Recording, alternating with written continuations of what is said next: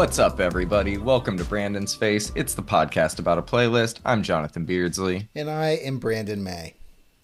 We don't have a lot of music news to touch on before we get into the episode this week, but you did want to discuss something before we start, Brandon, so I hit me. did. We Yeah. got a festival lineup. I think we chatted about it. Maybe we didn't. The No Values Festival. Did you see this, Yes. John? Yeah, let me pull this up. The No Values Festival. I do believe you text me about this. Wait. You send me a lot of festivals. I am just realizing looking at our text conversation. I will bring it up as you are discussing Well, it here. it is a Golden Voice Festival. It's going to be at the Pomona Fairplex, which I've been to before. I went to Hard Summer there once. It was awful.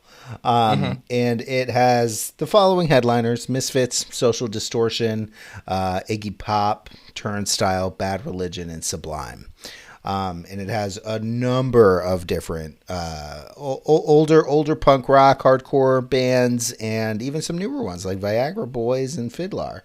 But it's got one of the reasons I wanted to talk to you about it, John, is because it's so weird seeing these like past punk powerhouses be below bands like Turnstile on festival lineups. You've got one of the most notable hardcore bands, in my opinion, of all time, The Exploited, being 1, 2, 3, 4, fifth line down.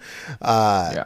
And that's just below the Suicidal Tendencies, which is really kind of crazy to me that we have Joyce Manor on a line above Suicidal Tendencies. That's crazy, man. You're not wrong, man. But I think this is just the old head in us. Like, it is weird seeing the Exploited and the Addicts below bands like Fiddler and Joyce Manor, and we're Right. fans of all of these bands. But this is the way it goes. The young eats the old. But typically with a music festival, especially one honoring punk history, they tend to like give the legacy acts higher spots. I don't know if this flyer stacking is necessarily how it's going to play out on the days of. I'd be very curious to see how it does. I'm going to be following it. But I think I just wanted to really touch on the fact that Golden Voice, being an old school punk promoter in LA, years and years ago in the 90s, they really focused on the hardcore shows. They did a lot at the Music Box and the Roxy and, you know, shit like that. That's kind of where their roots are. Mm-hmm. For Golden Voice to sell tickets to this, like it's 200. If you want to park there, if you want to drive your car and park there, it's $229. That Damn. and it's one day. That's expensive, right? You said, "Damn," right? That's not very punk rock to me. What are your thoughts on old school punk promoters doing notably unpunk things like that? Charging that much? I don't know enough about setting up a festival to adequately say that they are ripping us off or they're turning more of a profit than is necessary. And I'm not even one to say what is necessary in that case. But like we've talked about the old Warped Tour days, which when I was going was like early 2000s. And I do remember it was about $20, I think, for your ticket. I don't really remember how much parking was, if it was anything at all. Call it But $20 on the high end. You spent $40 to yeah, get to Warped Tour.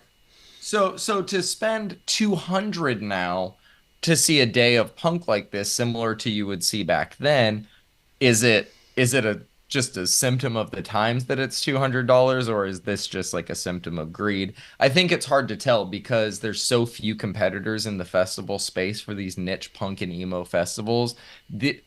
These genres are just now hitting their like at least the audiences they're targeting their 30th or 20th and 30th anniversaries, kind of they're becoming nostalgia, and companies like Golden Voice are going to capitalize that on that. Now, as fans of these bands, it's a win. You're still going to get to see some of your favorite bands, but do you have the money to do so, and is it fair to charge you guys that much to do so? I have no fucking That's clue. But that's kind until of what I'm somebody struggling with, man. I until somebody else does something like this one's harder to swallow for $200 because it's at the Pomona Fairplex. You know, in Vegas they're paying a lot of licensing out there, a lot of the whole city's infrastructure is built around festivals, and I'm sure they make money off of the festivals, and the festivals need to pay the city in return.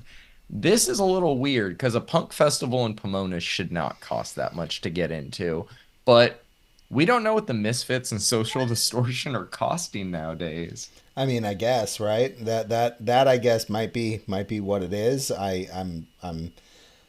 don't know, man. I'm at a crossroads here. Maybe Golden Voice saw the massive success of When We Were Young, and we're like, well, they charged $250 fucking dollars for those tickets.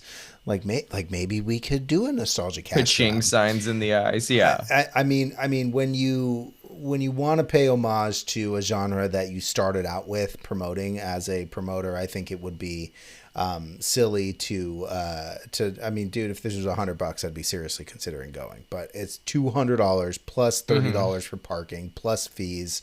I know I'm going to spend $300 to get into this festival alone, let alone they're going to charge me $22 for a beer. It's just so Bro, unpunk to three me. hundred It dollars seems. for some wishbone. Worth it. Or fishbone. My mistake. But I actually saw, fun fact, I saw Fishbone for free, I think a year ago, maybe 2 years ago. They It's the played way at it a, should be. yeah, they played at a local casino over here and they fucking ripped, man. They were really good. All right. I'm seeing a grayed out name on here. Is there any speculation as to who that is? No, I don't know. My brother-in-law Logan goes, uh-oh, who has allegations? Um, Oh man. Our one and only guest on the podcast, Logan. Shout out. right. Okay. All right. So That's it. in one more thing I want to touch on before we move on. And every time we break down one of these nostalgia festivals, who's the one act they didn't get that you wish they did? Ooh, that's a good question, bro. Let me take one more look at this thing. Yeah, Um, because I'm not seeing the casualties on here. I'm actually looking, and it's funny because the Casualties are touring. They're playing in Orange County, in May. It seems They like should be on here. they should be on here. Yeah. I mean, that's it. I mean, I'd say like Fugazi or Minor Threat, but Ian doesn't really like doing that stuff. And honestly, they might have reached out to him, and he was probably like, "This is the most unpunk thing I've ever heard Yeah, fuck that. of."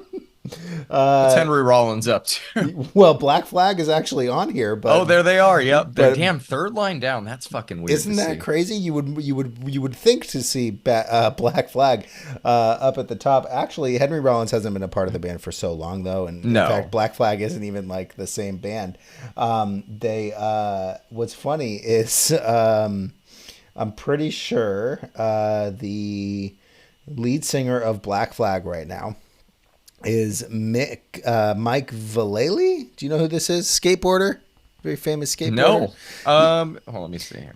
In the 2000s, he put out a bunch of skate videos. I'm pretty sure he was in some fight videos too. He is the second longest. I looked him up on Wikipedia because I was like, wait a second, for real? What the fuck? Yeah. Yeah, right. Vallely is the second longest serving member of the band, although he has not appeared on any albums. Well, shout out to him. That's a hell of a title to have, man. Right? That's fucking crazy. Yeah, I'm not seeing against me either, but Yeah, I that's think they true. got it I think they nailed it. Yep. These are a lot of good acts. If you're going to spend the money and if you're a fan of this music, this is probably the best chance you're going to have to see all of these. Is it worth it though? I don't know. That's up to every individual person. Thought I'd bring it up. I thought it was an interesting conversation. Where We've had a lot of interesting festival announcement lately, and this one is among the more interesting for sure. when capitalism and punk collide. Yeah, that Louder Than Life festival had a little bit of that too. Right? Yeah, most Oh man. definitely. It's like ultra for 80s metal and shit. Let's go. All right. Here You I ready to come, start? Kentucky. Yeah, let's do it. All right, man. We got a lot of music this week to talk about, starting with the new one from John Summit and Hala. This one's called Shiver. They're fresh off the massive success of Where You Are from last year. I don't think this track quite surpasses that, but it's a good track. Definitely more in the trancy house realm, big festival house realm than the tech house realm of singles he was releasing near the end of last year. What did you think of this one? What's so funny, man, is you actually said exactly what my notes are. Good track. Yep. Glad I could summarize for you, Brandon. All right, man. We got a new one from Rez, Can You See Me? This is the title track off of her upcoming project. I think that she might be starting to plateau in terms of new releases not sounding like something that we haven't heard from her already before. but she can make the same song a million times, and I'm gonna listen to it every single time.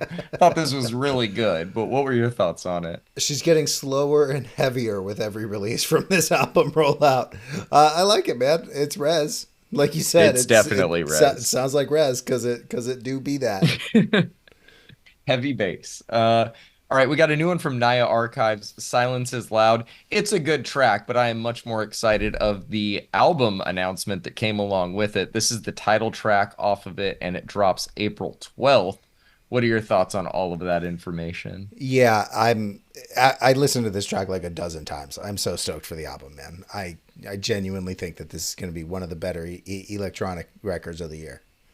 Yeah, we got Justice and Giselle Fulstein releasing new albums this year in the electronic space, and this might be the one I'm most excited for, honestly. Dude, it's going to be stacked this year. We're already getting some crazy music. Yeah, we're spoiled. All right, new one from Gorgon City and Baby Fricka, Biggest Regret. You said it was going to be a big year for drum and bass, and with Gorgon City releasing tracks like this, it looks like you were right, sir.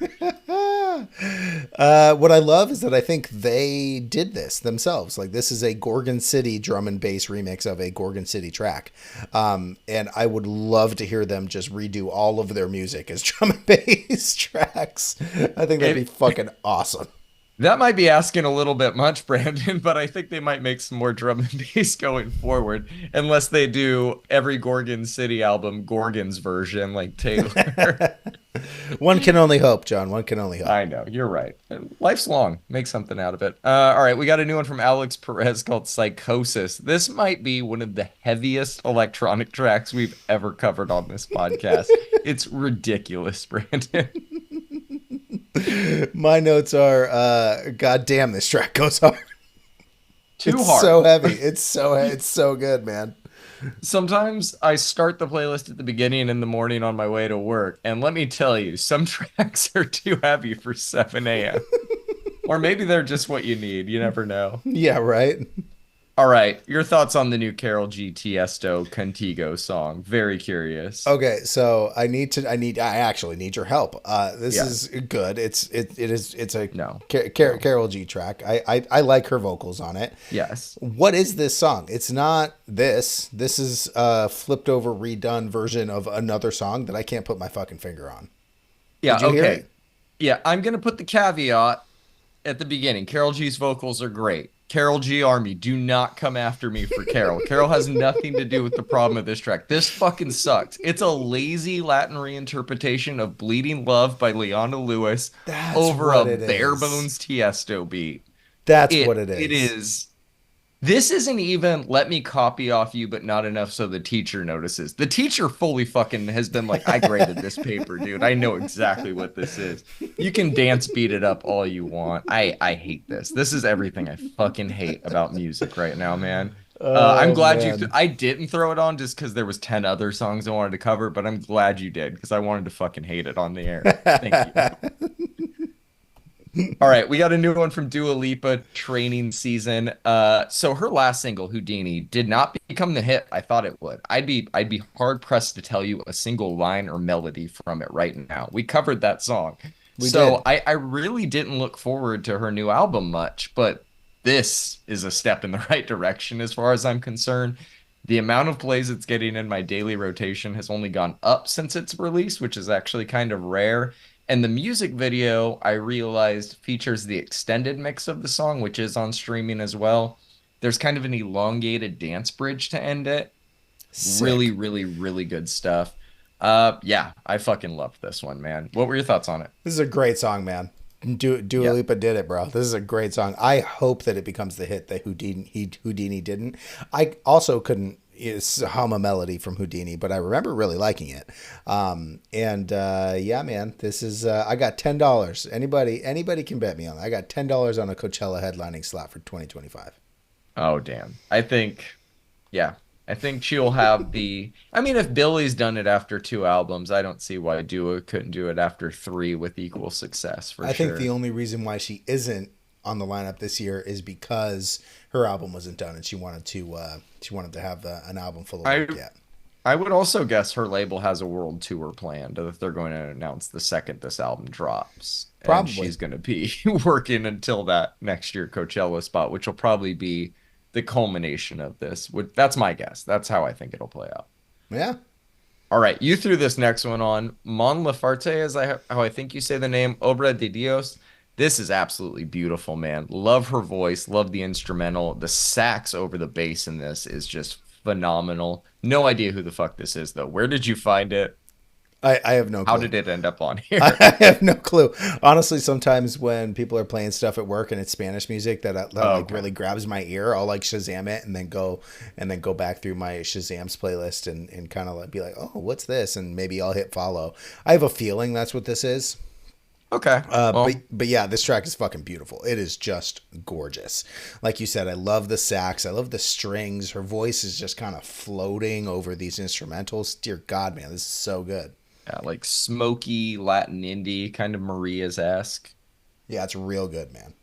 All right, we got a new one from Bryson Tiller. This one's called Whatever She Wants. I believe this was part of his Tiller Tuesdays series that he's been doing on SoundCloud for the past few weeks. From what I understand, every Tuesday he drops a new sound or a new song on SoundCloud, but this is the first one to make it over to streaming services. I'm glad it did because it's one of his better songs that he's had in a couple years. I guess just one of the only songs he's released in the last couple of years, I should say. But I think it actually notes an interesting potential I don't know if marketing tactics the way to think about it, but by releasing songs without sample clearance on SoundCloud and seeing which one gains enough traction to pay for the sample clearance to make it worth it to put that song on streaming, I don't know. I'm sure he's not the first to do this. I don't even know if there's a sample in this song that was like preventing it, but I did kind of have that thought when I saw this one pop up on streaming because it's like your song pops up on YouTube or SoundCloud and you can get the clearance, be like, we're gonna make money on this. It's actually worth paying for it. I feel like a lot That's of artists interesting. now, you think of like artists when they're putting an album together, like the non-single songs that have expensive samples in it. You don't know if that's gonna be a hit. You don't know if your label's gonna want to pay for that, you know? A Right. producer can make a song with any sample. They don't, that's not illegal, you know, it's selling it is. I don't know. What are your thoughts on, well, I guess one, the song. Sorry to ramble off on my other thought, No, but no. two, the possibility of that being a thing in music now. Okay, this sounds like Bryson Tiller. It's good. I want to go down that tangent with you, John, because that is very interesting. I didn't know that he was releasing songs on SoundCloud, and that thought coming into your head is kind of crazy to think about because I never really thought about it like that. From Samples are expensive. samples are expensive, especially the good ones, man. Interesting. And streaming revenue is not high. So yeah, I think this is like you said, it sounds like Tiller. It's an obvious Tiller hit. It's snappy. It's going to do well streaming, even if it's not like a platinum song. Yeah, something to think about, something to look at going forward for sure. Interesting. All right, maybe I need to be following people on more people on SoundCloud. If it still exists, yeah. All right. So dude, all right, we've arrived at my song of the week as if it I was any knew it. fucking mystery at all. This I one is knew it. Schoolboy Q's new single, Urine 101. This has been my song of the week since it dropped like 4 days before last week's podcast. Every song he's teased for this album has just been fucking fire. It's shaping up to be one of the greatest rap albums we've heard in some time. What are your thoughts after hearing the first like official single? Dude is just flexing all over this track, man. Schoolboy about to be TDE's poster boy at this point. I cannot wait for this album, man. I think the melody and the chorus on this is a little bit Baby Keem ish, but I can't complain, man, because it's fucking great. Any bars stand out to you? None that I wrote down, but there's so many in this track. They're I'd at have to, rapid fire. yeah, I'd have to bust out the Uh, notebook, you know. early standout for me is I've never met God, but I bet he knows me. Yeah, Just- that's a really good one, man. he's been releasing these like cryptic vlog teaser things on YouTube all leading up to this, and they're just random like 10-second clips completely out of context and out of order, and just him doing the most random shit, mostly golfing, which your odds of meeting him now that he's a huge golf head have gone up dramatically with where you live. Let's hope. Maybe I'm gonna have to If go to the Q's golf doing a course. tournament out there, you better try and go. They just did a tournament over at PGA West. Do you think he was here? You think he watched Train perform? Do you think he was there at the Train show? Oh God, I can't picture him anywhere else, dude. I really can't. Dude, yeah, he's doing like interviews for golf magazines and shit now. It's That's pretty sick. crazy. Good for him. Um, yeah, dude, love it.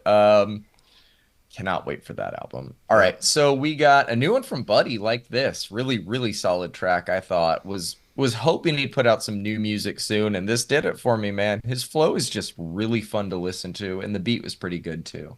What'd you think of this one? I actually think I mean his flow is great, but I think the production on this one, the beat just really accentuated his flow, and Just I think it just works really well for his rapping style, man.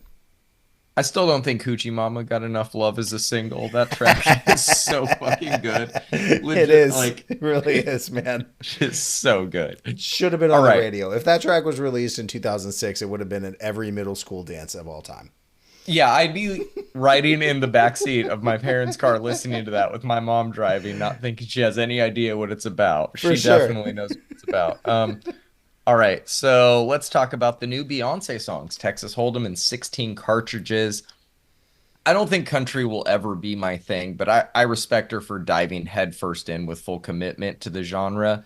Nothing about these is trying to bend genres. These are as country as it gets, and I feel like the rest of the album will be too. Texas Hold'em has grown on me a lot since my first listen, but I'm still not really that into 16 cartridges quite yet. I think I'm also kind of reserving listening to these a lot more until I hear the whole album in context, because it drops March 29th, which is relatively pretty soon. What did these do for you though? Are you on board? Thumbs up, thumbs down? What are you thinking? Overall, thumbs up. But Same. I want to admit though, she sounds extremely good in this style. Like she clearly like Yeah. trained for it. Is it's going well. I'm pleasantly surprised, and I'm looking forward to the album, man. Let's see what Beyonce can do. Also, cover art of Texas Hold'em. A plus. A plus, Really, really A good stuff. plus. All right, man, let's talk about some rock music. We got a new one from Dead on a Sunday. I do not know how to say the name of the song, so I won't even try, but it is some good old wavy emo. It's giving me some like She Wants Revenge vibes. Excellent album artwork on this one, too. How are you feeling about it? It's Baila para mí, and I Thank you. love this sound so much. It's like a Spanish boy harsher meets She Wants Revenge. It's like Well you put. took my notes and you read I them mean, I before this I think the before She this Wants podcast. Revenge is going to come through to anybody that's heard She Wants Revenge, but Yeah. that is not derogatory at all. We need No. so much more She Wants Revenge in modern music. Right.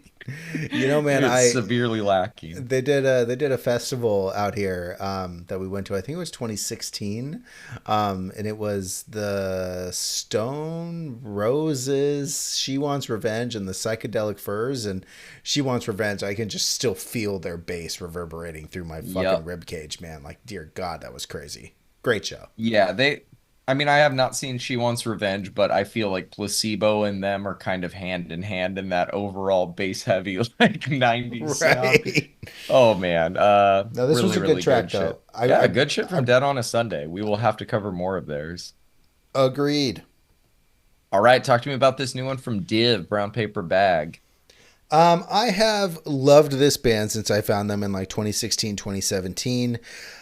I think we covered their 2021 album. Maybe it was Hmm. 2022. They seem to be kind of going back to the style of shoegaze of theirs that kind of initially drew me into their album, to their music, which was Is R. That is what the album's title, which You is just have a stroke ridiculous. on air, Brandon? No, no, that's what it is. The is R. This is good, man. I hope we have a new album coming. I've always pronounced it Dive, but I don't know. Nobody knows. You're probably right. I'm very like literal with how I see letters in front of things. We do have a new album coming. It comes out Hey, in May 24th to be exact. And yeah, I like the song as well. Loved the bridge on this one. Really, right? really good stuff. Yeah, good stuff. Okay, new one from Alien Nose Job, The Executioner. Yeah, man, like most garage punk songs, it's fun, fast, easy to sing along to by the end of its incredibly short runtime. Yeah, What more could you want? exactly, man. I just wanted some punk for you this week. I also wanted to hear you say alien nose job on Of air. course he did. Yep. Thank you. Thank you. We need to play like a word origami thing. Like anytime I say a new section selection of words together, we'll mark that. There you go. New one from LS Dunes. How dare you? You never know when and where LS Dunes will pop up, only that it will be awesome, which this is. Love the Anthony Green vocals as always. You enjoy it? Yeah, this fucking bangs. Yeah, hopefully we get a new album from them relatively soon. I know they're on a few festivals this summer, but I think they're writing as well. Yeah, I really like this one. Judging by the cover art here, it doesn't seem to. Yeah, it's how dare you? I don't know. Hopefully we It's get not an something. album cover, right? I don't think, Hopefully but we we'll get see. something. I hope so as well. All right, we got a new one from Taken Alive called Don't Sweat It. How are you feeling about it? This band sounds way too good to have under 1,000 monthlies on Spotify. It's self-released. Hmm. I don't know where you would put this. Post-hardcore, hardcore, whatever. It's I say fucking heavy awesome. alternative. There you go. All right, I like that. I like the album art of this like super decrepit abandoned building on what Hmm. looks like a crumpled photograph. Like I don't know, man. I just love a lot about this song. Yeah, it's not a super dynamic song going in for that. It's a no frills approach that just pays off in the end. Like I said, it's kind of this heavy alternative sound. You could just throw this on anytime, rock out to it without thought. It's good stuff. For sure. Got a new one from Witch Vomit. Did you just throw this one Yeah, on? So we I would do. say Witch Vomit. Okay. No, no. We got it. Their song "Blood of Abomination." What are your thoughts on it? I think that this is some great death metal. I think that the raw recording sound on this is fucking awesome. You know how much I love Yes. shittily recorded death metal. Mm-hmm. Yeah, we have a new album. It's a new release from 20 Bucks Spin, which we've talked about a I lot on noticed. this Yep. on this podcast. I'm excited for the album. What did you think about it? Did you like it? Yeah, dude, it rips. And I was gonna say it's not a big surprise seeing it was released on 20 bucks spin, which I Exactly. noticed right away in my notes. Yeah, they only released tracks that rip so far that we've covered. I really liked this one though. It's some like thrashy doom. It's a lot of fun, Yeah, man. it's good stuff. All right, a name that we've talked about a few times, but not much. Deicide, their new track, Sever the Tongue. I thought this one was okay. Something about it is not fully clicking for me yet, but I could not figure out what it was. It is decent, though. You have a little bit more of a wider range when it comes to covering this type of stuff. So, where are you at on this? So, Deicide was actually one of the very first death metal bands that I ever listened to ever. When I started getting into death metal, obviously the first band everybody hears when you Google death metal, you'll get a Cannibal Corpse song that Yep. pops up. But when you kind of dive deeper into the genre, this is going to be one of the first ones aside from Cannibal Corpse that pops up. They put out an album, Scars of the Crucifix, I believe in 2004, 2003, one of those, and I was like, this is crazy, man. Is this satanic death metal? And then you get to the song called "Fuck Your God," and you're like, yeah, no, it is. I think there's a couple of things that Deicide does differently than some other death metal bands. Number one, they're technical, kind of just to be technical, and I don't think that necessarily translates into ease of listening. I also think that you can understand Glenn's vocals, and that seems to also rub people a little bit of the wrong way. I think you can understand more of his vocals, even though they are very clearly Cookie Love Monsters. metalheads. So there's that. They released this song on Ash Wednesday. The balls on them to do that. They actually have Fuck an yeah. album coming out, so we'll be reviewing the rollout and the album because this band has remained close to my heart for a long time. I have a number of their CDs in my CD case, but I can't play them in my car anymore, which is kind of a bummer because at least once a year I would take out Stench of the Redemption and throw it into my car, but I can't do that no more. Great CD for the car. It really is, man. I mean, also, how will my neighbors know that I listen to death metal if they can't also hear it? You know? I mean, you can connect a Bluetooth and turn it up just as loud in your car and play some death metal still. Ugh. I know. It doesn't sound the same through technology like that, right? All right. We got a few EPs to talk about this week. New two-pack from BB, Bomb Yang Gang, and Sugar Rush. This is a weird but really fun two-pack of songs. The first one sounds straight out of a Studio Ghibli movie. The second one sounds like what I imagined Timbaland producing K-pop would sound like. BB's verses on both are great. I like these. What are your thoughts on them?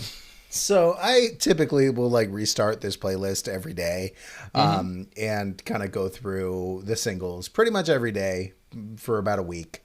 What a weird and wild experience to go from Deicide to BB almost every day. It actually makes me kind of take a break for a minute. I'm like, whoa, Hmm.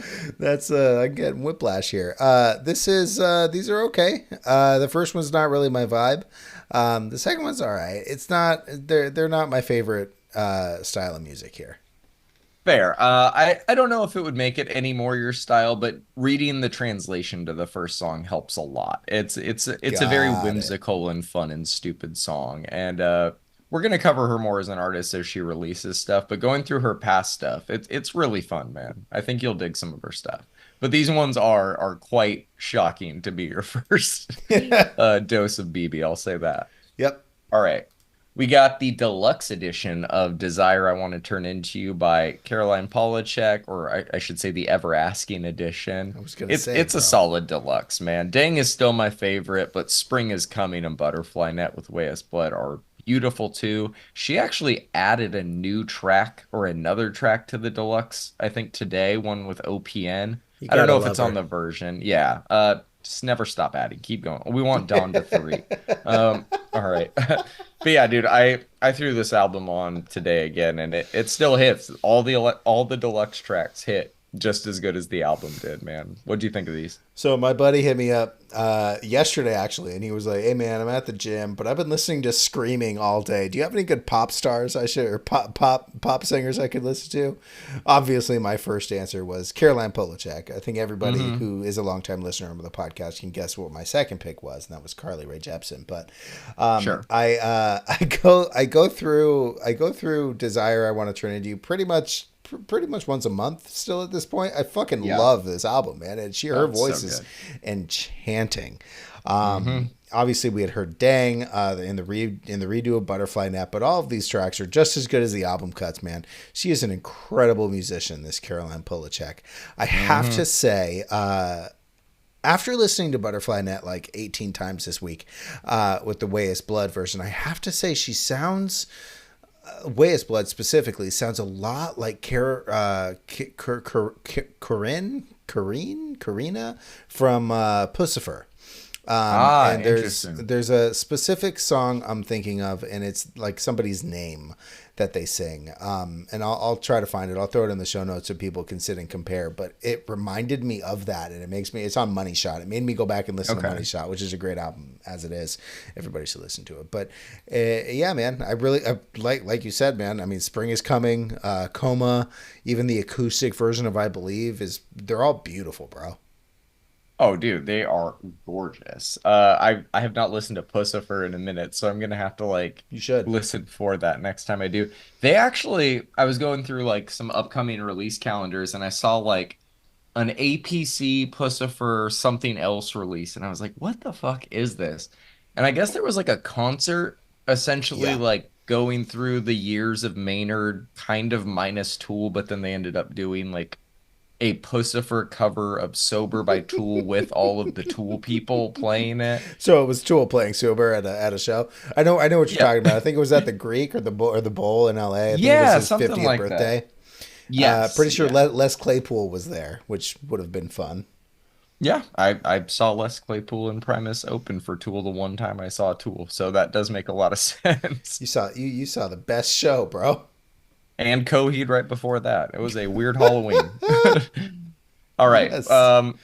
We got this EP through on by the Advent and Zine Ferreira. This is electronically minded. I don't know exactly what style of techno this is, but I'm a big fan of it. It's very whimsical. I really like it. Every one of these tracks is I'm not sure it's techno. It's not 4/4 though, so a lot of purists would be No. like, Yeah. "Ew." What I'm going Yeah. to say though is that this is craft electronic music, man. The use of stereo on Journey to the Deep is fucking wild, dude. This whole EP had me fucking going this week. When I needed people at work to kind of pick up the pace a little bit, I would throw this on the speakers. Dear God. Yeah, this will do it. It did it. It did it, bro. God. Oh man. All right, we got one more EP this week. It's by Ill Defined. It's called Wounded Memories from a Love Left Unpolished. Talk to me about it. Is this the MySpace Core EP of the Oh, of week? course it is. Yes. Yes. It's the MySpace core release of the week for Dude, sure. this whole thing is so good, man. I have no clue Mhm. how I found this band, but I'm so glad that I did. I've listened to it like a dozen times this week, dude. The double bass intro with the crash cymbals on Stay Still is just chef's kiss, man. Yep. That's my song of the week, Stay Still. Oh, really? Oh, yeah, Okay. man. It got me every time. It got me going. Three of the four songs on this EP end in a breakdown. It, So, you which know is it's a good EP. and the first song is a minute long, so that's not real. So it's all of the songs on the Yeah, CD end in a breakdown. they're super heavy. They balance it well though. Definitely a group we will be covering going Yep. forward. All right, you ready to talk about some albums? Sure. We got a few this week. First up, we got the new one from Jennifer Lopez. This is me dot dot dot now. At first, I thought this would kind of just be a companion piece to go along with the new documentary about her, like a best of with a few new songs or something. But we ended up getting her first new full-length album in about 10 years. I think a lot has changed in her life over that time, but not much appears to have changed with her sound, which, as a fan of early 2000s pop and R&B, I'm mostly a fan of. But when it comes to maintaining what has become the novelty of this sound over the course of an album in 2024, it needs to be done properly. Like a lot of albums from the era she came from were built around one or two great songs, a handful of good songs, and a couple filler tracks. This album is better than that. I'd argue pretty much all of these songs are at least good, but without a true hit to help anchor it, it feels a little directionless outside of the lyrical updates about where she's at in her life now. It's the same bubbly pop R&B we know her for, but it's hard to differentiate the highs from the lows on it for me. No lows is great, but the lack of highs is obviously not. And I feel like this album is missing some of the highs she's usually able to achieve. That's not to say there aren't any highs. I think Not Going Anywhere was in my most played songs of the week for sure. Will probably end up in my Spotify Wrapped from this week alone. But nothing on the album really blew me away or left me floored. I kind of have it at like a 5.5 or a 6 right now. My standout is the aforementioned Not Going Anywhere. But I'm a sucker for the title track as well. There's a few good songs near the end. I now know what it's like to have sex with Ben Affleck via song, so that's kind of cool. Um, Everybody should listen to the greatest love story never told if they want to experience the same thing. Brandon, what were your thoughts? How did you like being with Ben for Oh, this hour? Ben, I'd like to thank you, man. Um, so, oh man, you're so funny, John. All right, so like I indicated last week when we covered her single, I've never been like a giant fan of J Lo. Mhm. I can't really find much wrong with this. It's extremely polished. It's extremely well produced, and according to her lyrical content on this one, she seems to be really happy and in love with Ben Affleck. I'm happy that she's having a good time, and some of these tracks are catchy and stuff, but the Mhm. style of pop music is just not for me. It feels a little bland, feels a little soulless. I'm sure her shows are still incredible. You know, she's a known performer, right? Yes. Watching Yeah. her SNL performance, she's obviously fantastic. The Um, green I'm dress. I'm just not into it. Again, I can't find anything wrong with it. Like it's done No. well. It's just not for me. I actually really liked Midnight Trip to Vegas. That's going to be my standout. It's a 5. Fun I one. didn't dislike it at all. I also didn't like it, you know? So, Yeah, we're the exact same on this one.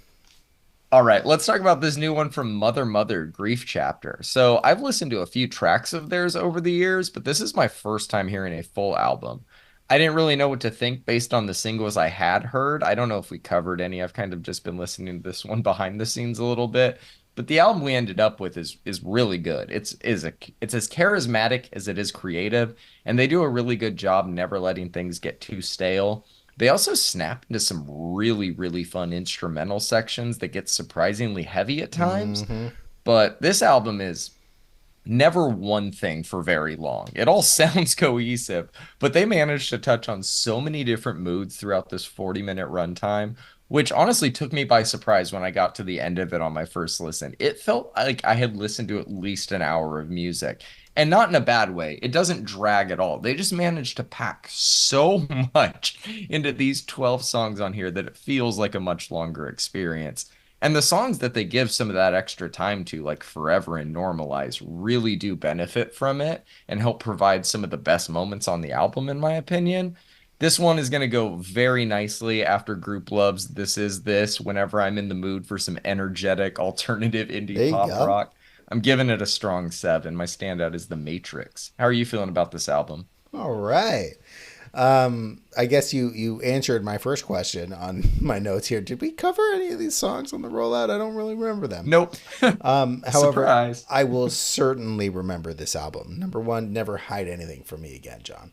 Uh, but like you, I wasn't really sure what to expect getting into it because I'm not familiar with them. I was surprised at like how many listeners they have, if I'm being honest. They go I back a ways. Yeah, Like, I was I've seen their name, I've heard their name, but like not that many times, you know. yeah. Look, man, this is fantastic pop rock, and I think that this album is pretty fucking neat. They really shine with their riffs, though. The bridge riff that kind of goes into the Yeah. solo onto my heart. That is what I'm talking about, man. Simple yet effective. Their Good shit. melodies are all so catchy, man. I found myself tapping my feet and singing along to lyrics that I didn't even really know I knew when tracks like Explode come on. So catchy, man. And then it goes like into a riff that sounds like Royal Blood wrote it. Head Shrink really kind of Yeah. lets them Yeah. show off their softer side. Great addition with the strings on that last chorus. Adds like a really cool layer to the track.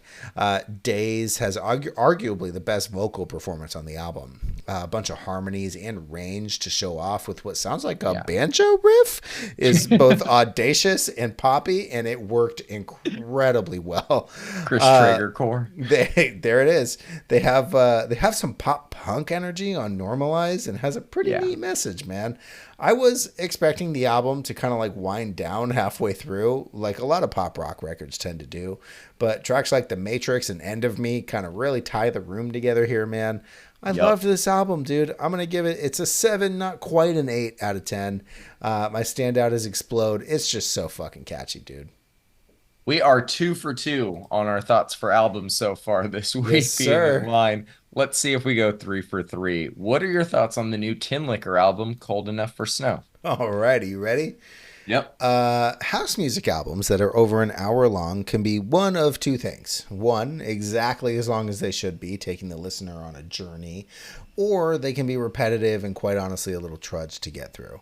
I'm sure that there's like actually a middle ground. I don't really care though. This album is the former of my two options there, in my opinion, and I absolutely love how Tinlicker is getting better and better with each release. The choice of vocalists for this project is absolutely impressive. We've got Circle Waves, Nathan Nicholson from the Boxer Rebellion, Tom Smith from Editors, Julia Church appears on a couple of tracks, Cloves. But my favorite of the bunch that surprised me like crazy is Brian Molko from Placebo, which Yeah. we mentioned earlier in this podcast, which is funny. Like, holy shit, man, what a lineup of featured vocalists. Hmm. And if you had told me that all of these people were going to be on a house album, I would have not believed you. But the Tin Liquor Boys made it work, dude. They made it all work. Even the tracks that they didn't want vocals on. There's elements of trance and deep house. There's like rave stabs in here. Immaculate percussion throughout this whole thing. It's an absolutely incredible performance, in my opinion. I spent at least 6 hours with this album this week. Oh, I know you did. Tinlicker ended up on my album of the year list for 2022 for their 2022 effort, Another Lifetime. And this one may end up there again, man. This is fantastic house music. 9 out of 10. Nowhere to Go is my standout with Brian Molko. Because Hmm. when I first heard his voice, I was like, wait a second. They didn't. Oh, they did. Yeah, I'm surprised that wasn't the lead single. I think Like, Nothing to right? Lose was, right? Yeah. Yeah. Yeah, so we're a little off on this one. I was torn on their last album, and I'm torn on this one. I usually like their non-vocal stuff more than I like their vocal stuff, and this is a very vocal heavy album. The vocals, like you said, are not that they're not impressive. They don't sound bad. They have fucking Brian Molko from Placebo on this album, for fuck's sake. But the writing, do not be offended, Brandon. It is the same old cheese EDM writing we've been hearing for decades Oh, now. yeah. No, it Sometimes is. it's good enough for that not to matter. Sometimes it's not. Like I said, I am torn. I didn't like their last album very much when it dropped, but it did grow on me over time. Not to the point of being one of my albums of the year like it was for you, but a lot more than I initially liked it when it was released. I feel like I'm going to have a similar relationship to this album. Only time's going to tell with something like that. I like this one a little more to begin with than the last album. I think In Another Lifetime is was that the name of the last album? In Yeah, Another it is. Lifetime? Yeah. That one is just always going to kind of be like a tough one for me to approach. This one I feel like it's very approachable. We'll see how it grows on me over time, but I'm definitely going to have a few of these tracks in my rotation after this week because it has some bangers on it, man. Nowhere to Go with Brian Molko, obviously, but dude, the fucking closer, Pretender, Jesus Christ. Like I Yeah. wanted so much more of that. I Yeah. was like it almost felt like it was from a different album, although I get how it's the climax to the one that I listened to. I don't know, man. Obviously I'm all over the place on this one. I'm gonna give it a 6.5 for now. Those are my standouts. Wow. 6.5. You did my boys dirty, bro. It is what it is. I don't feel bad doing them dirty. I No, you feel bad shouldn't. doing you dirty, No, Brandon. don't feel bad. You're allowed to have opinions. Please fight me on mine.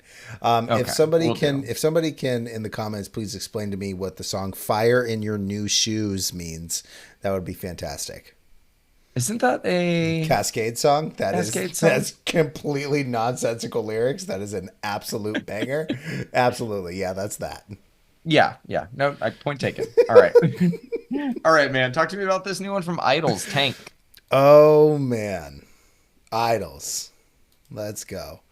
As is tradition with Idols, they start off the album with drums. I love that. Idea 01 is this like glittery little number that I was kind of expecting to progress into something heavier, but instead we got some piano. Interesting choice, but they kind of get right into it with the heavily poppy gift horse, and the call to action of "fuck the king" is really great. Anti-monarch has really been missing in music lately. I'm glad that a coronation is going to bring up anti-monarchy. Pop Pop Pop has this infectious kind of noise rock sound to it. Closes out with a spoken word as like guitars drone. To me, it's incredible. But tracks like Pop Pop Pop and Roy is the type of stuff that like old Idols fans don't like, I think. I personally think it's done really well, and obviously it's not in their old style, but they do this style of music really well. I'll quote the song "Dance Till My Feet Bleed." I'm never gonna die. I I love it, man. Words to Live By. A Gospel is another little piano number that for me is honestly a little too long for what it is. At least to me, it's an interlude. I think a 3 minute and 45-second interlude is a little too long. Because the opener to Dancer is just so good, man, and the sweat.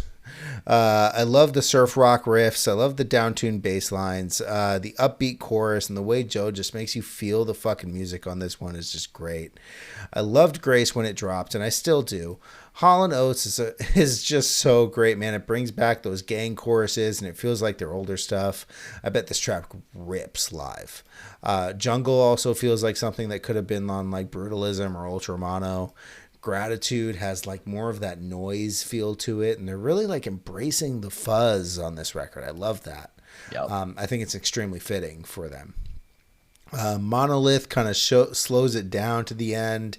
And what a way to end it, man, with that sexy saxophone.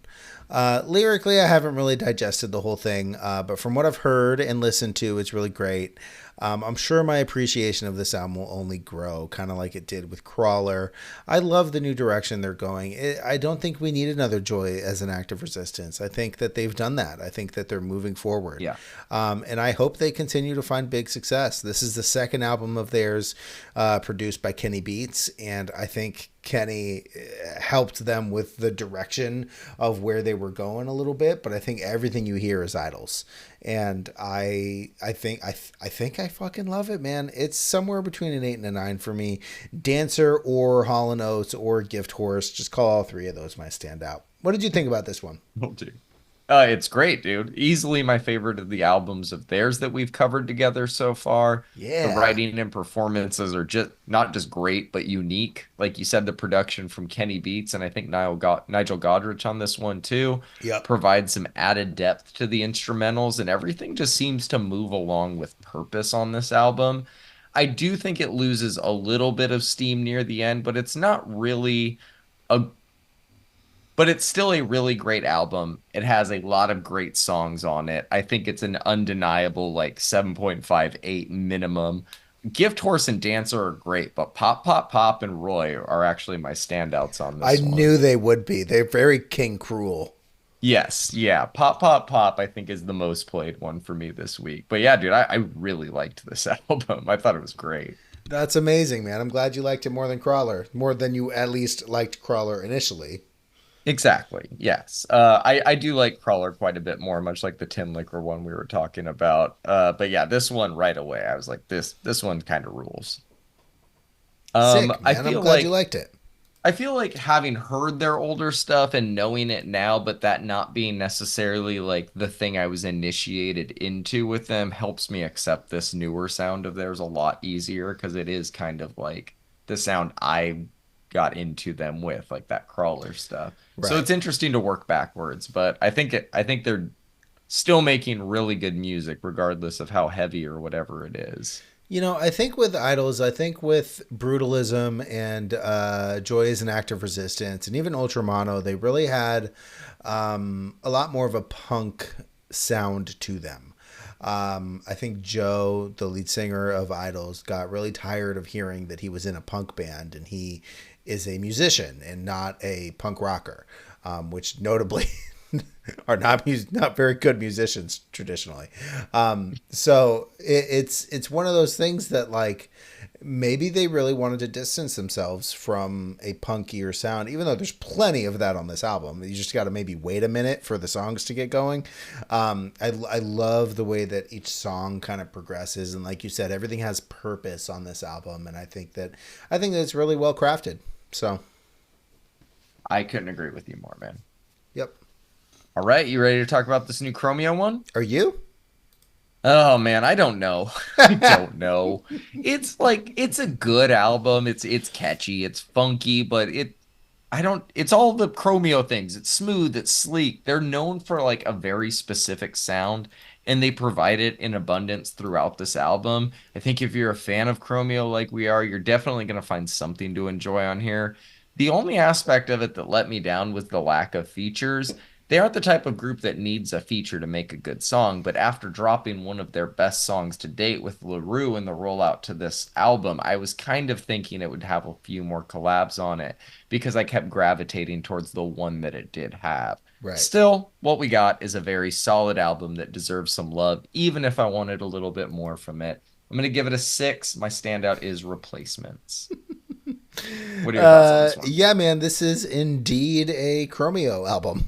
You can tell in the way that it You can is. tell by the way that it Had to is. say it. I love that. It's musically just as strong as a lot of their other music because they really know how to bring funk. Unfortunately, it sounds like they've run out of things to talk about, and that probably comes from getting older and having a little bit more stability in their life. They have this incredible sound, though, dude, that really only Chromeo can do. I bet all of these will play out just like all of their other music live. a dance party. You can't help but dance to this stuff. It is not my favorite of theirs, but I enjoyed it for what it is. It's a fun record that has all the hallmarks of a Chromeo album, including tired lyrics about the same thing on every track.